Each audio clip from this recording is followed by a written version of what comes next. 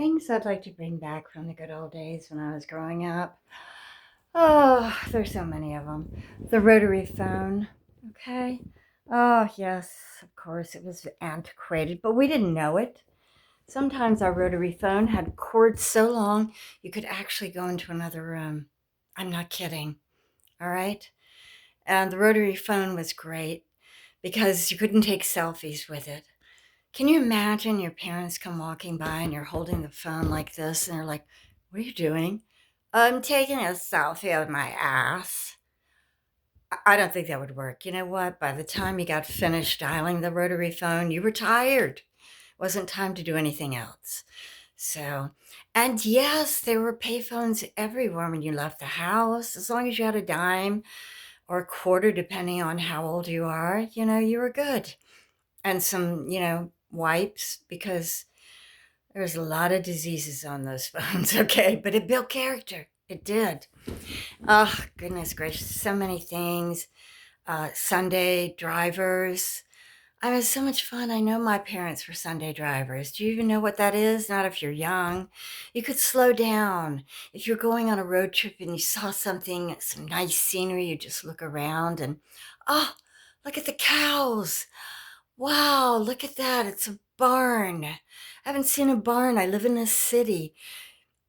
You can't do that anymore because there's somebody's always on your butt going 85 miles per hour trying to insert themselves into your trunk. Okay? Why is he blowing his horn at me? I'm going to have a wreck. It's terrible.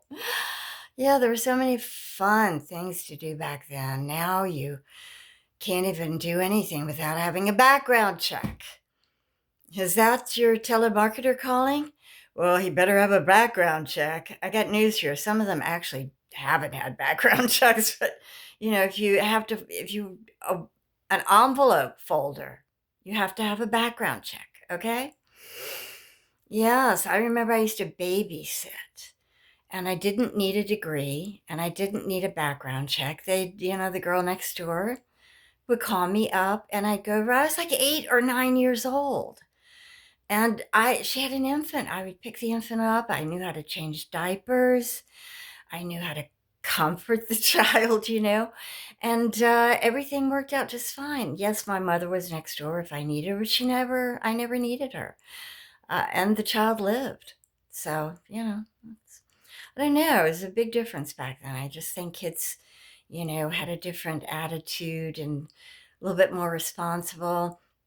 I could stay out until, it was dark outside, which is really hard to believe because my mother, had to know where I was 24 hours a day. Okay. She kept me under a petri dish looking at me with you know, a magnifying glass. So just to let me out in the backyard, in the backwoods by myself until it was dark out was really amazing. And then when the lights came on, I knew it was going to happen. She was going to scream, "Bootsy!" I mean, you could literally hear her voice from, 20 miles away. She worked on that. She was really good at it. The family dinner, especially on a Sunday afternoon when your mother's working her butt off to make the best family dinner. Then you all sit down together, you and your totally dysfunctional family talking about the dumbest stuff, although you just didn't know they were, dysfunctional until many years later when you are in therapy and you're much older. But, it was fun. It was a good time. Oh, so many different things. Going to Midnight Madness films. Have you ever heard of those or even been to one? My very first Midnight Madness film in a great big dark theater of all films was Psycho.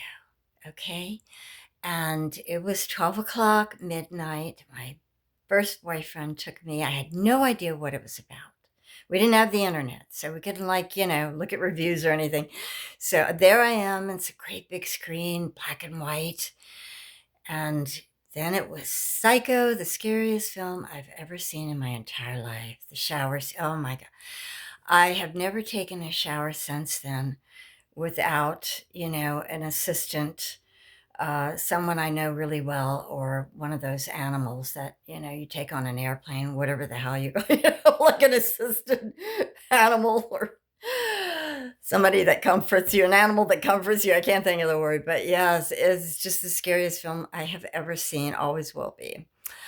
And what else? It's just so many different things we used to be able to do. We can't do now, or the kids don't do. Kids playing outside. I've never heard so much screaming from children while they're playing outside. I mean, I can't figure it out. It must be because I remember us screaming like that when we were kids. It must be because they're so used to being inside looking at their phones. When they go outside to play, it's frightening. Oh my God, we're outside. Ah, what should we do? It's outside.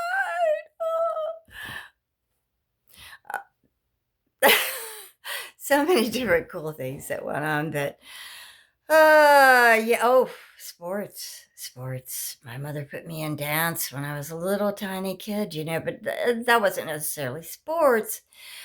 But people are so different now. They're literally grooming their children to be the next Arnold Palmer or Tiger Woods or, I don't know, football, but the best, quarterback in the world. And instead of just having fun, you have to win. If you don't win, mommy, daddy, be very sad. And you go home without a, show up trophy, you're nothing. But which is really terrible. Kids just want to have fun. You can't.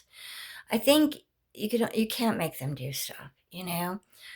Even if I hadn't have liked dance, and I would have told my mother that, I do actually believe, even though the person she was, she would have, you know, probably put me in something else. But, I think there's way too much of it now. It puts too much pressure on kids because there are only certain people eventually that can win an Olympic gold medal or be at the top.